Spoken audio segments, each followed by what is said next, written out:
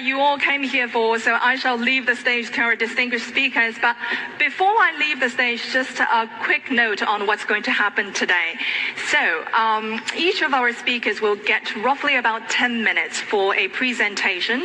And then after that, I know that the two of you have some questions for each other.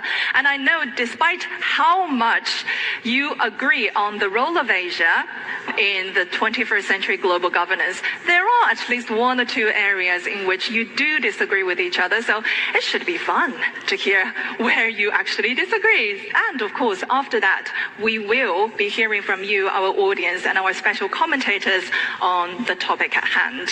So let's first begin with a presentation from Zhang Weiwei. Professor Zhang Weiwei was served as Deng Xiaoping's senior interpreter in the 1980s, and he went on to become one of China's best-selling authors, having sold well over 1 million copies. And it's the topic that is interesting. He writes about the rise of China, and he is the most popular author on the topic of the rise of China among Chinese audience. So, ladies and gentlemen, please welcome the director of China Institute, Zhang Weiwei.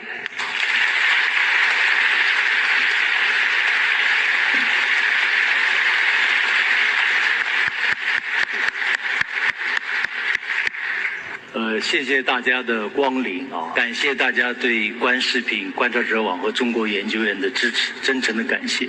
我们在这么一个上海的经典的艺术殿堂举行这么一个中国道路、中国模式、中国思想这么一个圆桌会，我想意义非凡。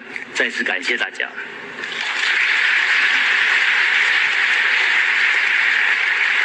So, good evening.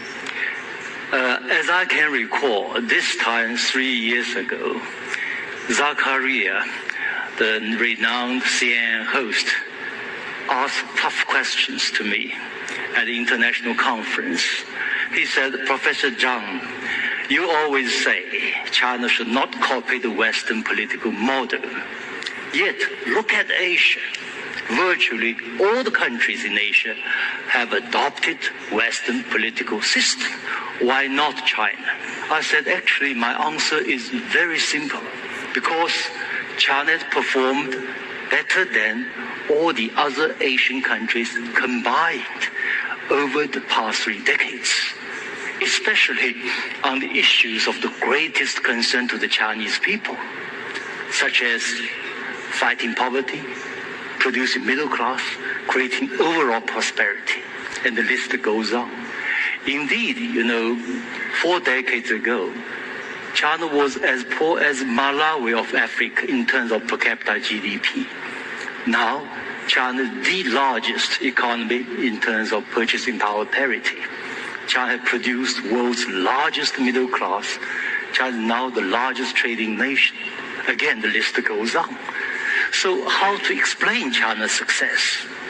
You have all kinds of explanations. For instance, cheap labor.